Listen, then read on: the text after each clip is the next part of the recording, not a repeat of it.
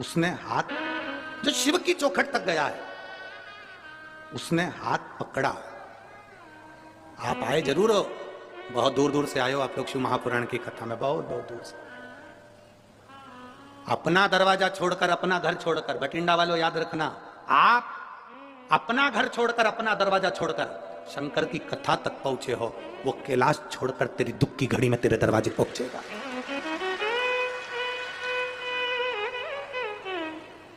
आप अपने घर के दरवाजों को छोड़कर आए हो।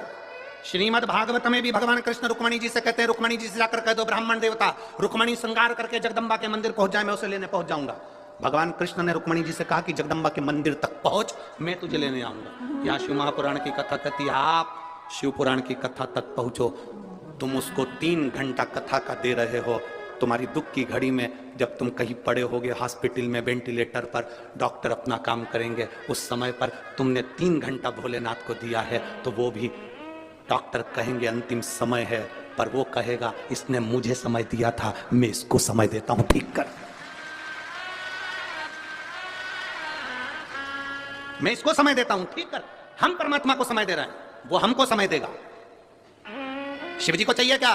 शंकर भगवान को तुम्हारा अंबर नहीं, पीतांबर नहीं, धन नहीं, दौलत नहीं, कोई सत्ता विभव नहीं। शंकर भगवान को तुम्हारा विभव नहीं चाहिए। शिव जी को 1 लोटा जल हो तो चढ़ाओ, नहीं तो बेलपत्र हो तो चढ़ाओ, नहीं तो 3 बार ताली बजा सको तो बजाओ। आखिर शिव मंदिर में 3 बार ताली क्यों बजाई जाती है? ताली का इतना महत्व क्यों है? क्यों ताली बजाई जाती है? उसका महत्व क्यों है? शिव मंदिर में भगवान भोलेनाथ भी जब पार्वती जी को कथा सुनाए तो ताली का नाद और डमरू का नाद करा था। हम कोई वाद्य यंत्र नहीं, रोग की मुक्ति के लिए ताली का नाद होता है।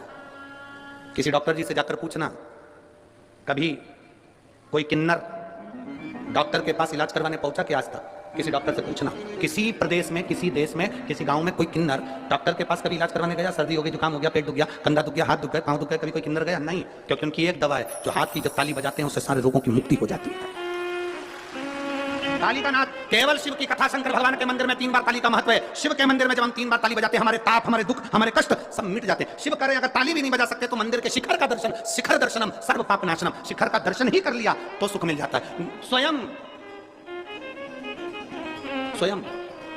गुरु नानक देव जी से बाले ने पूछ लिया था। गुरु नानक देव जी से बाले ने पूछा था कि ये जितने शिखर होते हैं, इनके शिखर का दर्शन क्या देता है? तो कि ये दुखों का निवारण कर देता है। आप मंदिर में प्रवेश नहीं कर सकते, आप गुरुद्वारे के अंदर प्रवेश नहीं कर सकते, उसके शिखर का मात्र दर्शन हो जाता है तो हमें सुख का अनुभव हो जाता है। शिखर दर्शनम सर्व पाप नाशनम। फिर कहा, अगर मंदिर के शिखर का भी दर्शन नहीं कर सकते, 1 लोटा पानी भी नहीं चढ़ा सकते, एक बेलपत्र भी नहीं चढ़ा सकते, तो मंदिर के सामने से निकल कर चले जाओ, उसकी दृष्टि में भी आगे तो कल्याण हो जाएगा। बहुत है उतना, उसके सामने भी पहुंच गए तो हमारा कल्याण निश्चित है। दशरथ जी, हर ब्राह्मण 107 बेलपत्र शिवलिंग पर, 1 बेलपत्र अशोक सुंदरी पर 108। आज दशरथ जी के शरीर में, जो हर ब्राह्मण है, इसके शरीर में आज ताप आ गया, बुखार आ गया। हर ब्राह्मण ने कहा बुखार, ज्वर, अभी मुझे मत आना, मैं मंदिर जा रहा हूं, फिर निकल जाऊं तब आना। कौन होगा जो ज्वर को, बीमारी को, दुख को रोक देगा? हर ब्राह्मण ने शंकर का नाम लेकर दुख को रोक दिया, बुखार को रोक। सुना स्त्री के रोने की आवाज तो चिल्लाकर पूछा, कौन है दीवार के पीछे? कौन है ये दीवार के पीछे? कौन है? कौन? स्त्री रोते रोते बोली, मैं एक प्रेत, एक राक्षस, एक असुर हूं। अपने पति को, माता पिता को, परिवारजन को अपशब्द कहती थी। जो जल शिवजी के मंदिर में जाता था, उस जल के पात्र को मैं झूठा करके पटक देती थी, इसलिए प्रेत योनि में पड़ गई हूं। मुझे मुक्त करिए, मुझे मुक्त। हाँ, हमने एक बात आप लोगों को पहले कथा में कही थी, आपके स्मरण में होगा। हमेशा कहते हैं 1 लोटा जल महादेव को चढ़ाओ। हमने कथाओं में कई बार कहा, कभी कभी 2 लोटा जल भी महादेव को चढ़ाओ। किस लिए? 1 लोटा जल तुम्हारे लिए और 1 लोटा जल जो बॉर्डर पर हमारे भारत के सैनिक खड़े हैं उनकी रक्षा के लिए। 1 लोटा जल कभी उसके लिए भी समर्पित।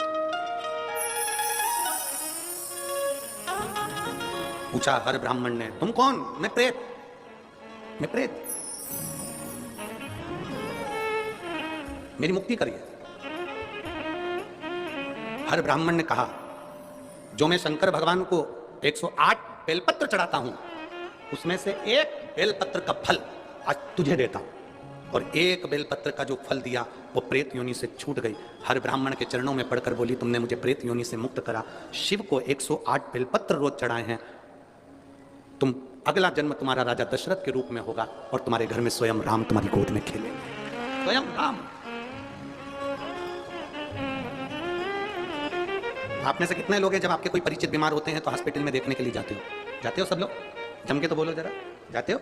आपसे निवेदन है, कोई परिवार में, मोहल्ले में, कॉलोनी में, सोसाइटी में, नगर में, गांव में कोई बीमार पड़ा है, हॉस्पिटल में पड़ा है, उसको देखने जाओ तो 1 किलो सेव फल भले मत ले जाओ, केले फल फ्रूट भले लेकर मत जाओ, पर इतना जरूर करो, कोई बीमार पड़ा है तो उसके हॉस्पिटल में जाने से पहले शंकर जी के मंदिर में 1 लोटा जल चढ़ाकर प्रार्थना कर जाना, बाबा मैं जिसको देखने जा रही हूं उसको सही कर देना। आप मेरे साथ चलो मेरे शंभू, आपका जल मेरे साथ चले। शिव जी का चढ़ा हुआ जल अपने हाथों में लगाकर एक बार जब मरीज से मिलने के लिए जाओ तो उसको जरूर अपना स्पर्श का भाव देकर कि तू ठीक होगा, चिंता मत करना, मैंने देवाधिदेव महादेव से प्रार्थना करी है, वो तुझे ठीक करेगा, करेगा, तुझे दुख नहीं दे सकता। आप प्रार्थना करो उससे, आप निवेदन करो उससे, सुनेगा। हम जितने नम्र बनेंगे, हम जितने सहज बनेंगे उतने अच्छा बनना सरल है पर सरल बनना कठिन है। अच्छा बनना तो सरल है, आप अच्छे बन जाओगे तो लोगों की दृष्टि में आ जाओगे, बहुत अच्छा व्यक्ति, बहुत अच्छा व्यक्ति है। अच्छे व्यक्ति लोगों की निगाह में रहते हैं। बोलो सही है कि गलत है? अच्छे व्यक्ति लोगों की निगाह में रहते हैं, पर जो बिल्कुल सरल हो जाता है, एकदम सहज हो जाता है, वो निगाहों में नहीं दिल में रहता है। दिल, हृदय में रहता है, मन में रहता है। और मेरे भोले तेरा सहारा है, मेरे भोले तेरा सहारा है, मेरी नैया का तू किनारा है, मेरी नैया का तू किनारा। अच्छे व्यक्ति, अच्छा बनना सरल है पर सरल बनना कठिन है। अच्छे व्यक्ति लोगों की निगाह में रहते हैं, दृष्टि में रहते हैं, अच्छा है, बहुत अच्छा है, बहुत अच्छा है। अच्छा नेत्रों में रहता है पर सरल व्यक्ति दिल में रहता है। सरल होना कठिन है। एक माता ने पत्र लिखा है,